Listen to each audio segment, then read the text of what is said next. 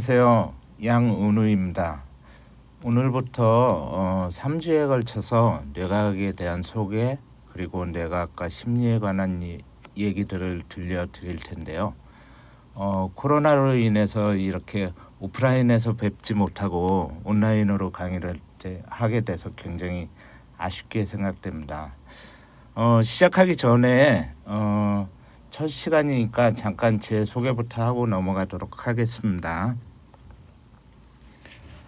저는 LG전자하고 두산 CJ 같은 그룹에서 주로 기획 업무로 했던 평범한 직장인이에요. 그런데 한 25년 동안 직장 생활을 했거든요. 25년 하고 나니까 적성에 좀 안 맞는 것 같더라고요. 그래서 한 번밖에 못 사는 인생인데 좀 해보고 싶은 거 해보면서 살자. 그래서 강의도 해보고 책 쓰기도 하고 싶고 그래서 그런 일들을 해가면서 살아가고 있습니다. 최근에 당신의 뇌는 서두르는 법이 없다. 처음 만나는 뇌과학 이야기, 워킹 브레인 같은 뇌과학에 관련된 책들을 써왔고요. 그래서 그게 인연이 돼서 오늘 이 자리에 서게 된 것 같습니다. 제 학력이나 경력이나 이런 쪽 보면 뇌과학과 관련된 내용이 없죠. 예, 없습니다. 그럼에도 불구하고 뇌과학과 관련된 책을 쓰고 강의를 하는데요. 어쩌면 조금 이상하게 여기실 수도 있을 것 같습니다. 그런데 지금부터 한 7년 정도 된 것 같아요. 우연히 브레인 트레이너 양성 과정이라는 강의를 한 3개월 정도 걸쳐서 열심히 듣게 되었고요. 그걸 계기로 해서 마침 뇌과학에 관심 가지고 있다가 공부를 본격적으로 시작하게 됐습니다. 뇌과학에 대해서 어떻게 생각하세요? 제가 주변에 계신 분들하고 이렇게 얘기 나눠보면 뇌과학에 대해서 관심이 있으신 분들은 굉장히 많으신 것 같아요. 그런데 실제로 뇌과학을 공부하는 분들은 그렇게 많지는 않은 것 같습니다. 그 이유가 뇌과학이 일반인들 접근하기 어렵다고 여겨서 그런 것 같아요. 물론 뇌과학 어렵기는 합니다. 근데 전문가 수준으로만 들어가지 않으면 참 재미있는 학문인 것 같아요. 뇌를 알면 여러 가지를 알 수 있는 것 같아요. 몇 가지 예를 들어서 우리 어른들 보면 누군가 이렇게 다리를 떨면 복 나간다고 하죠. 그 사람들 다리를 왜 떨까요? 엄마가 옆에서 애들 공부하는 걸 도와주면 애들은 좋은 성적 낼 수 있을까요? 요즘에 필체를 바꾸면 인생이 바뀐다라는 책이 있던데 그 글씨만으로 사람 성격을 파악할 수 있을까요? 글씨 쓴 거 보고 사람 성격을 어느 정도 볼 수 있을까요? 우리 그런 말 있죠. 속담에 사촌이 땅을 사면 배가 아프다고. 이 축하해 주면 되는데 꼭 배가 아픕니다. 그래서 이런 주위에서 흔하게 볼 수 있는 이런 현상들도 뇌를 알면 그 이유를 어느 정도 알 수 있다는 거죠. 오늘 이 영상을 끝까지 보시면요. 그 이유를 알 수 있게 되실 겁니다. 이렇게 뇌과학은 인간에 대한 이해라는 측면에서 도움이 많이 되는 것 같습니다. 오프라인은 아니고 온라인이라 이제 좀 내용을 전달하는데 한계가 있을 수 있겠지만요. 가급적 3주 동안 지루하지 않게 재미있는 강의가 되도록 노력하겠습니다. 오늘 말씀드릴 내용이 이런 것들이에요. 뇌과학이란 무엇인가? 뇌과학을 공부해야 하는 이유, 뇌의 구조, 뇌의 기본적인 작동 원리, 어려운 용어 나옵니다. 대뇌 피질의 기능, 변형계의 구조와 기능, 두뇌와 성격, 신경세포, 뇌의 발달과 이에 따른 주요 변화. 보시면 무지 어려울 것 같죠. 어려운 용어들 굉장히 많이 나오는데요. 전혀 걱정하지 않으셔도 됩니다. 가급적이면 쉽게 그렇게 설명드리도록 노력을 하겠습니다. 우선 뇌과학이 무엇인가부터 좀 살펴볼까요? 우리가 흔히 뇌과학 그렇게 얘기를 하는데요. 외국에서는 뇌과학이나 뇌과학자라는 말 거의 쓰이지 않습니다. 브레인 사이언스 이런 말 거의 사용하지 않고요. 뇌과학 대신에 신경과학이라는 말 많이 씁니다. 그 이유가 뭔가 하면 뇌라는 거는 그 하나의 신경 덩어리에 불과하기 때문이에요. 그래서 뇌를 연구하는 사람들은 뇌만 연구하지 않고 신경 전체를 다뤄야 됩니다. 신경은요, 여기 지금 보시는 것처럼 중추신경계하고 말초신경계라는 것이 나눠져 있습니다. 우리 흔히 그 말초신경 그런 얘기 하죠. 그런데 중추신경은 여기에서 그림에서 보면 뇌, 목 위쪽 뇌, 그리고 뇌와 온몸을 연결하는 그 뿌리라고 할 수 있는 이 척수, 이 부분을 중추신경이라고 합니다. 여기 척수 보이시죠? 그 외에 온몸에 퍼져 있는 이런 신경들, 이런 것들은 다 말초신경이라고 할 수 있습니다. 말초신경은 두 가지로 다시 나눠지는데요. 어떤 뇌에서 어떤 지령을 내려서 행동을 만들어내는 운동신경계라는 게 있고요. 그리고 몸에서 느끼는 감각을 뇌로 전달하는 감각신경계라는 걸로 나누어집니다. 예를 들어서 요즘 날씨가 굉장히 더워지면서 이제 모기가 많죠. 그래서 모기가 물면 가렵죠. 그 가려운 감각은 여기 감각신경계를 타고 뇌로 전달이 되고요. 그러면 뇌는 가려움을 느껴서 운동신경계에 지령을 내립니다. 손을 뻗어서 가려운 부분을 긁으라고 하는 거죠. 그게 운동신경계에서 하는 거고요. 이렇게 보면 뇌는 우리 몸에 있는 신경 중에서 극히 일부에 불과합니다. 그렇죠? 전체 신경계 중에서 일부에 불과하기 때문에 뇌과학이라는 말을 쓰기보다는 좀 더 광범위하게 신경과학 이렇게 부르는 게 맞는 거죠. 그런데 뇌과학 공부하면 뭐 좋은 게 있을까요? 말할 것도 없이요. 인간의 모든 사고하고 행동은 뇌로부터 비롯됩니다. 그렇죠? 모든 인간의 지문이나 홍채가 다른 것처럼 뇌의 물리적 구조나 기능, 그 다음에 뇌 안에서 분비되는 화학물질 모두 다릅니다. 이렇게 사람마다 다른 것이 그 사람의 성격이나 사고, 행동 차이를 만들어내는 거죠. 여기에서 이제 물리적 구조가 다르다는 것은 어떤 형태가 다르다는 것은 아니에요. 형태는 다 똑같은데 그 형태를 이루는 신경 구조가 다르다는 걸 나타냅니다. 예를 들어 가지고 우리 사다리 타기 한다고 한번 해볼까요? 만약에 10사람이 모여서 사다리 타기를 하면 한 사람이 사다리를 그리는 게 아니고요. 10사람이 사다리를 다 각자 그리는 거예요. 그렇게 되면 똑같은 그림 나올 수 있을까요? 같은 그림 나오는 경우는 하나도 없을 겁니다. 이런 것처럼 사람의 뇌를 구성하는 신경회로들도 모두 다르다는 거예요. 사람마다 동일한 구조가 하나도 없어요. 우리 사람들 지문은 비슷비슷하게 생긴 것처럼 뇌의 구조도 겉으로 보면 쭈글쭈글 주름지고 똑같이 생긴 것 같죠. 똑같이 생긴 것 같은데 그 안에 들어가 보면 모두 다른 사다리를 가지고 있다는 거죠. 사다리 타기에서 각자 그린 사다리가 다 다르면 결과가 어떻게 나오겠습니까? 똑같은 결과 나오는 경우 하나도 없겠죠. 그런 것처럼 뇌도 사람마다 다 다르다 보니까 이 성격의 차이, 사고의 차이, 행동의 차이를 만들어내게 되고요. 때로는 저 사람 왜 저래? 왜 저렇게 행동하는 거지? 이런 알 수 없는 행동도 나오게 되는 거죠. 그래서 뇌과학을 공부하면 가장 좋은 게 뭐냐면 우선은 자기의 행동에 대해서 이해를 할 수 있어요. 내가 왜 이런 행동을 하게 되지? 내가 왜 이렇게 사고하지? 이렇게 자기 자신에 대해서 이해를 할 수 있게 되고요. 그리고 다른 사람, 나와 다르게 행동하는 사람들에 대해서 저 사람은 왜 저렇게 사고하지? 저 사람은 왜 저렇게 행동하지?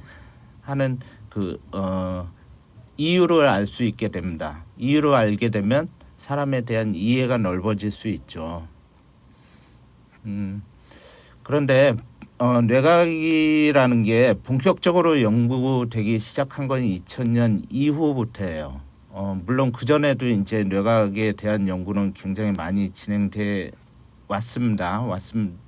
오긴 했는데 뇌를 촬영하는 장비라든가 어떤 촬영하는 기술이라든가 이런 것들이 한계가 있다 보니까 본격적으로 투자가 이루어진 건 2000년 이후예요. 그래서 뇌과학이 발달되기 이전에는 주로 이 심리학 가지고 사람들 사고와 행동을 설명을 했죠.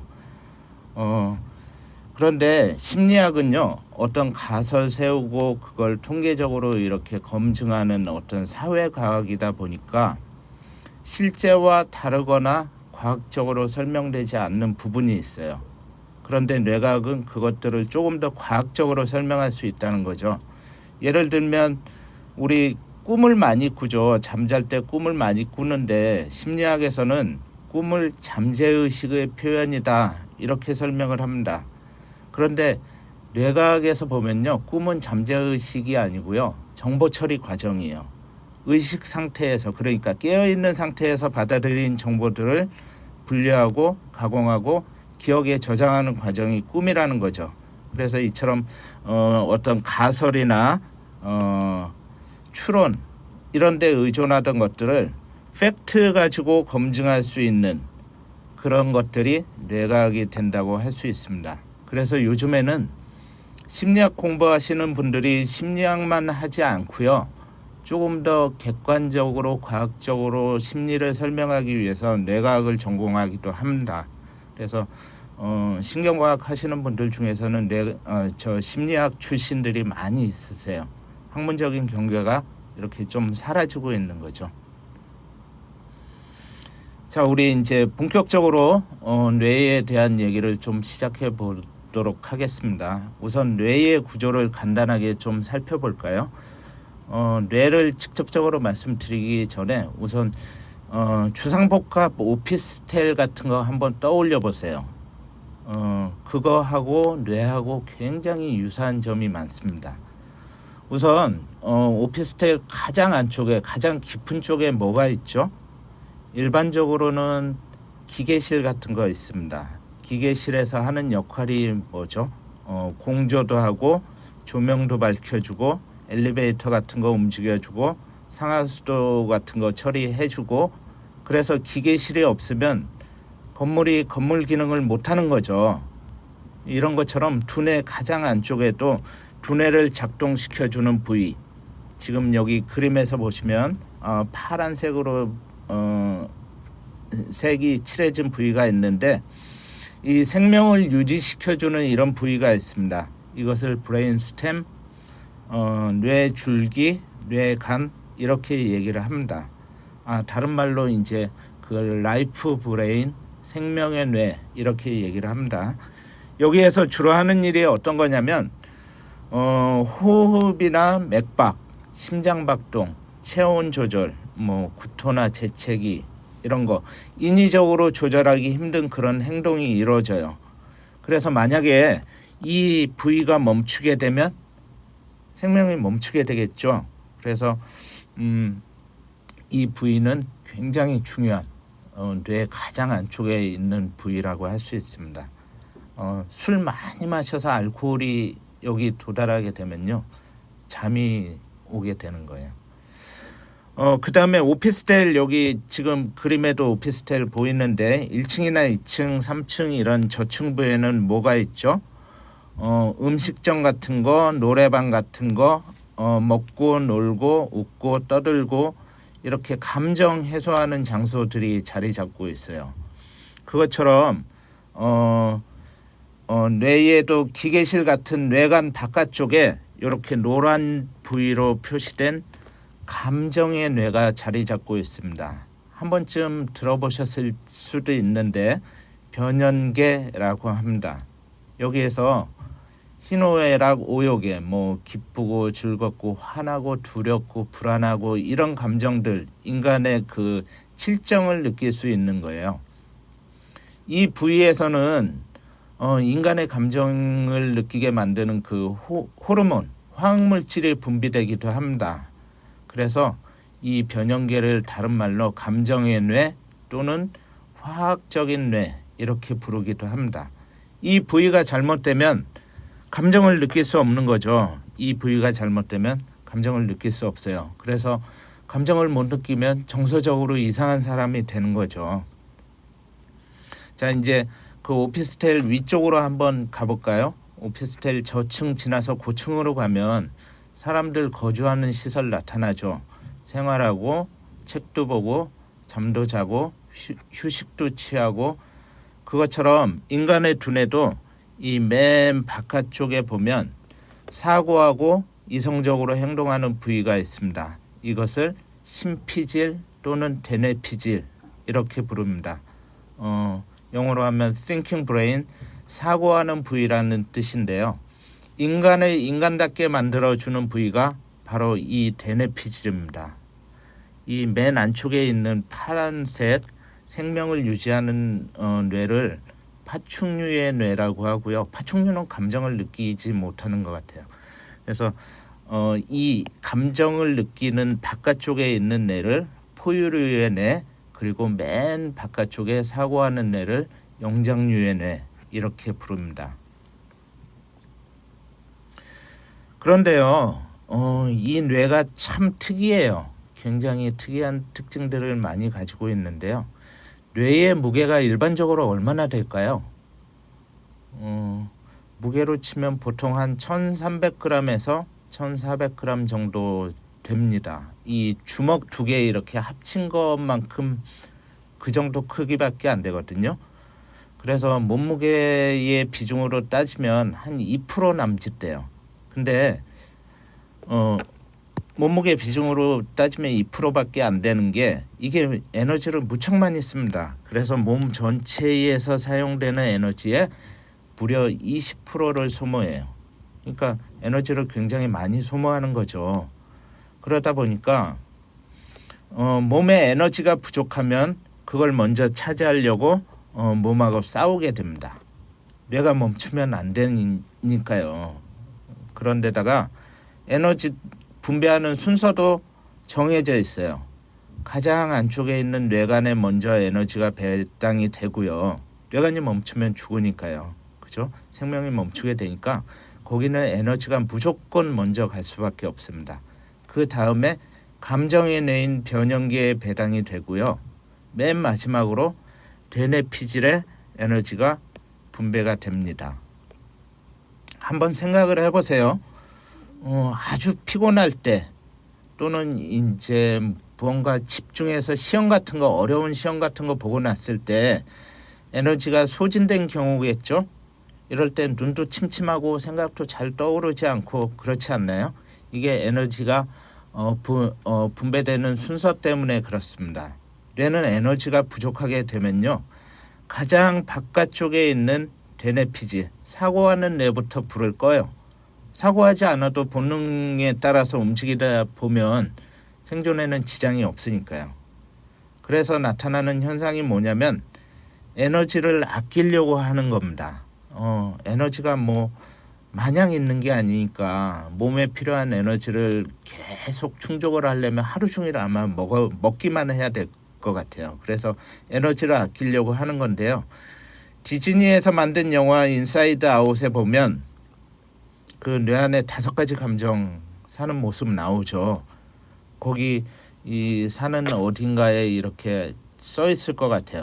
에너지 절약, 이렇게 빨간 바탕에 노란 글씨로 써 있을 것 같습니다. 가급적이면 적은 에너지 가지고 많은 정보를 처리할 수 있으면 좋겠죠. 그게 바로 효율입니다. 뇌의 첫 번째 원칙이 효율을 추구한다는 거예요. 효율을 추구합니다. 그러다 보니까 익숙한 거를 굉장히 선호해요. 어떤 변화 같은 거 거부합니다. 뭔가 습관이 되면요, 의식하지 않고 노력하지 않고 쉽게 할 수 있잖아요. 그런데 그 습관을 바꾸려면 어떻게 되죠? 일부러 의식하고 생각하고 판단하고 행동하고 이런 행동을 해야 되니까 에너지 소모가 많이 되는 거죠. 그래서 무엇이든지 한번 습관되면 바꾸기 힘든 이유도 바로 이 때문입니다. 매년 새해가 되면 이 어떤 새로운 거 해보겠다 목표를 세웠다가도 작심삼일 되는 것도 바로 그렇게 뇌가 어떤 변화를 거부하기 때문에 그렇게 나타나는 현상이에요.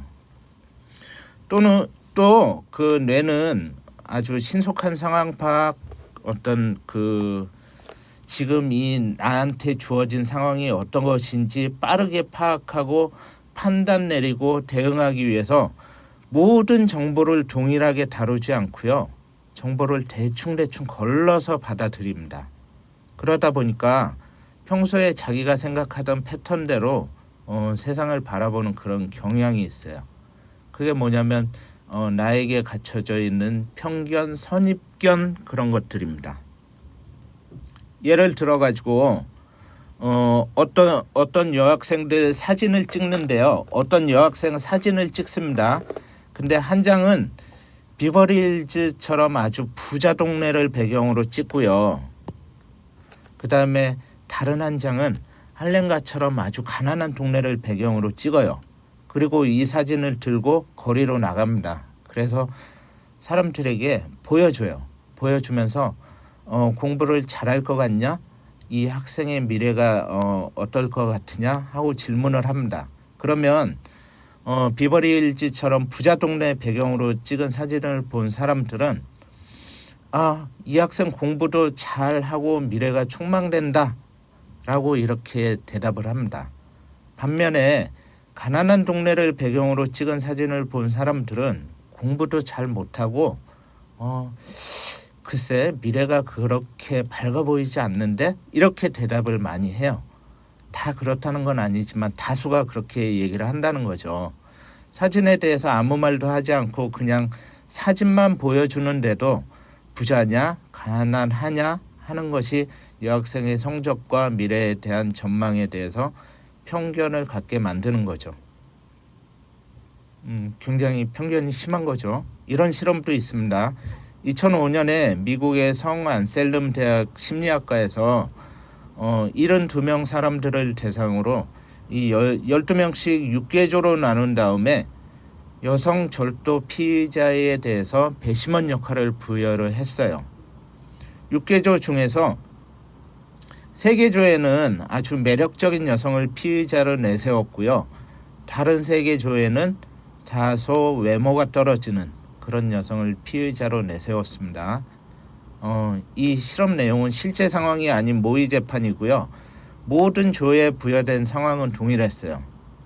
그런데 굉장히 놀라운 결과가 나타났습니다.